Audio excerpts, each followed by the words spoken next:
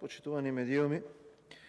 Еве разговараме повторно за уште еден од оние бехтеловите закони и можеме да приметиме неколку работи веќе кои што се особено индикативни. Имаме денеска некои охрабрувања за одредена дебата на пристигнати сообщенија од штабот на СДСМ, веројатно по насока и обид за некакво, би кажал, привидно дебатирање за некои аргументи кои што и не постојат. Ова е единствен случај во историјата на нашата држава каде што целокупно општество и сите невладини организации, од кои што да бидеме реални и за волја на вистината се многу вака расположени да ве поддржуваат вас, односно многу невладини организации кои што чекаат само да го сатанизираат ВМРО-ДПМН дури и за најдобра идеја, во овој момент имаме таму една сериозна вака интересна ситуација, каде што или молчат, или и тие ве напаѓаат. Не постои медиум во држава, па дури и тие кои што се, би рекол, малку поблаги кон вас, кои што не ве напаѓаат за ова кое што сега се случува. И ви кажав и пред неколку дена кога разговарав за еден друг закон. Она кое што ми пречи е што до таа мера има политичкиот паутронизам влезено во политичките актери во државата да на копче некој се јавува да брани нешто кое што невозможно да се одбрани. Има многу комори, многу општествено, би кажал, активни организации кои што ви укажуваат со аргументи зошто не треба да се поддржи ова. И ве молам, немојте да го поддржувате заради тоа што само ви кажале од партија дека ајде ова мора да се поддржи. Луѓе мои, ова не се брани. Ова што вие сега сакате да го поддржите и да го направите на државата, ќе го сруши целокупен систем на државно уредување. Ќе ви објаснам и зошто. Со овој закон за урбанистичко планирање и оној кој што ќе дојде од понеделник, закон за градење, вие го рушите целокупниот систем на планско, би кажал, планирање и градење во оваа држава.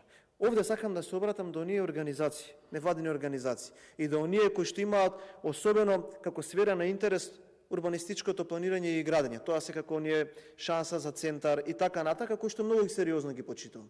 И кои што кога биле ВМРО-ДПМН на вас, сериозно застанувале и не критикувале затоа што тоа сме го заслужували, затоа што така требало. Ова кое што сега е пред нас, целокупно го руши системот на урбанистичко планирање и на градење. Кога ќе се донесат овие закони, повеќе нема да важат ниту еден од тие принципи кои што важеле по старите закони. Нема да треба да се прават и да се планираат детални урбанистички планови и генерални урбанистички планови. Нема да важат одредбите за добивање на одобрение за градење. И тука гледам еден колега кој што сериозно го почитувам, и јас и целата моја пратеничка група, кој што е од ДУИ, кој што бил градоначалник. И секогаш давате многу сериозни и издржани забелешки кога разговараме за ваквите работи, затоа што можеби еден од ретките се кој што и практично ги знае овие работи, затоа што сте ги работеле на терен. И знам дека го браните затоа што вашата партија ова го поднесува и затоа што вие сте потпишан. И вие знаете дека ова не е во ред. Ова едноставно не е во ред. И тука кажав вчера, во Салава имавме можност да имаме, замислете каква ситуација, да имаме еден градоначалник и да имаме тројца министри за транспорт, сегашни или понаредни, кои што ги знаат работи. Кажете ми, зошто до сега ниту еден од вас, како таа една фела која што ги обработува овие проблеми, не се согласил на ваков начин да ги трне на страна сите овие регулативи, затоа што не било во ред. Затоа што ако требало до сега, и вие ќе се го направеле ова. Преку практичен пример, преку разговори со ЗЕОС, со министрите за транспорт и врски, никој до сега. Еве сега ќе ви кажам уште еден момент кој што е особено значен. Ниту еден министер за транспорт до сега од 90-та година до 2023 година не искочил и јавно не го поддржал овој проект. Не постои таков. Не постои таков. Затоа што од институционалната меморија луѓето знаат. И сега вие можете да го браните ова ради политика, ама знаете дека ова нема да помине. Од она кое што сакам да го кажам, од сите овие закони, секаде има отворена врата за корупција. Не постои закони. Можам да ви ги кажам еден по еден, каде што не се отвора простор за корупција. И сега ќе ви кажам каде во овој план ќе постои можност за корупција и како ќе се прави корупцијата и зошто самите со вака носените планови нема да ги завршите проектите. Не постои начин да ги завршите проектите со вака донесените закони. Прво, вели нема потреба од изработка на планска документација, се ќе биде со урбанистички проект. Ако има урбанистички проект, тоа ќе значи дека нема јавна анкета. Истите оние кои што го гушкаа ГТЦ, кој што Скопје 2014 е монструозен проект заради едно, друго, трето, истите оние кои што протестираа во Карпош, протестираат сега во Лисиче, ја гледам тука председателката на општинската организација од СДСМ, запнала сега шанса за Лисиче, план донесен од нејзиниот градоначалник, сега си молчи. Видете, ја тука си ќути. Зошто? Затоа што сега ќе гласа за закон за кој што вели не треба да има јавна анкета. Видите ли какво лицемерие? Значи нема јавна анкета. Има директно урбанистички проект и терај. Ништо друго не треба, ни планска документација, ниту документи, само урбанистички проект и терај. Нема јавна анкета. Народот нема начин и нема право да каже. Втората работа, се дерегулира урбанизам. Нема повеќе електронски постапки. Има писмени. Има писмени. Зошто има писмени? За да тоа писменото дојде во комисија. А кој е во таа комисија? Тие што ќе каже министерот. Човечки фактор. А зошто? За да одлучува човечки фактор, да нема ништо преку електронски систем, затоа што електронскиот систем не распознава човечки фактор. Друга работа.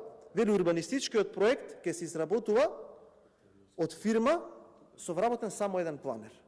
Не како другиве. Туку од фирма со вработен само еден планер. Тоа знаете што значи? Дека 1000 фирми ќе ги исполнат условите. А кој ќе одлучи која фирма да биде избрана? Повторно човечки фактор.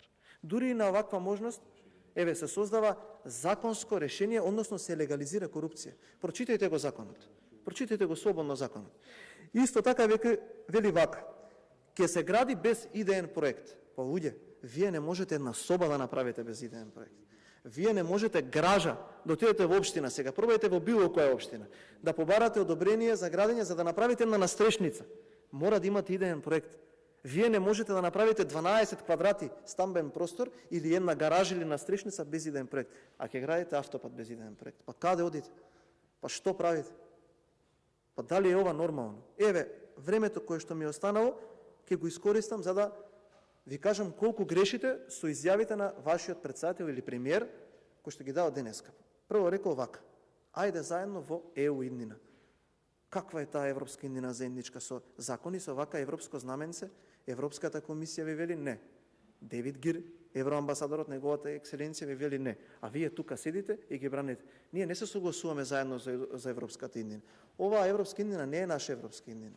А знаете ли која е заедничка европска иднина каде што ние ќе се согласиме? Кога сите, кои што сме тука, кои што сме политички актери, еднакво ќе одговараме пред законите како во Европа. А тоа значи дека тие кои што учествуваат во носењето на овие закони, тие кои што ги потпишуваат овие проекти и тие кои што го прават овој криминал, ќе одговараат согласно европските регулативи. Во таа европска иднина може да се согласиме, дека ќе има одговорност согласно европската правна регулатива. Не според вашата европска правна регулатива со европско знаменце, каде што кадија те суди, кадија те тужи и во штаб ќе се носат одлуки. Не. Се знае преку една транспарентна правна постапка каде што тие кои што ова и го сториле на оваа држава ќе одговараат. И втората работа вели вака: дури и да не успеат уставните измени, нема да дадам оставка. Знаете тоа што значи? Тоа значи дека човек кој што бега секогаш ќе бега. И човек кој што смета дека оние кои што го бараат ова да се донесе, тоа се дуи. Да бидеме реални. И овие закони, и овој проект, и тој што е председател на управувачки комитет, утре со нивното учество во владата ќе уценуваат некого, да не гони некого, многу се лаже. Зашто одговорност ќе има. И морате да превземат одговорност за своите постапки. Не можете повеќе да бегате, не можете повеќе да го лажете народот, затоа што народот и општеството знае. Затоа што таа комора на овластени архитекти и инженери, кои што ви ја читаат сите колеги, се има обратено до сите. Таму има луѓе кои што не се партиски определени, има луѓе кои што се професионалци. Така беше и со Законот за културно наследство, така и со синдикатите, така и со целата општествена поддршка која што се обедини против овие проекти. И тие не можете вие само да ги скокнете, излегувајте, навредувајте, кажувајте дека еден бил против, еден бил за, ВМРО било вакво или такво, но ова се аргументите. Јавноста ја има формирано сликата. И јавноста знае дека овој проект ќе биде една мега плячка, овој проект нема да успее, овој проект нема да се реализира, а единствен виновник ќе биде владата и ќе бидете вие. Затоа што носите законски решенија без консултација, брзоплето, од кој што не ви е интерес проектите да се завршат, туку и интересот е што е можно повеќе да се испокраде. Времето најдобро ќе каже кој бил во право, а кој изгрешил. А времето е еден, како што ви кажал, судија од кој што нема бегање. Тестот на времето ќе го положат нечии тези аргументи, а тоа ќе бидат аргументите на оваа страна. Ви благодарам. Реплика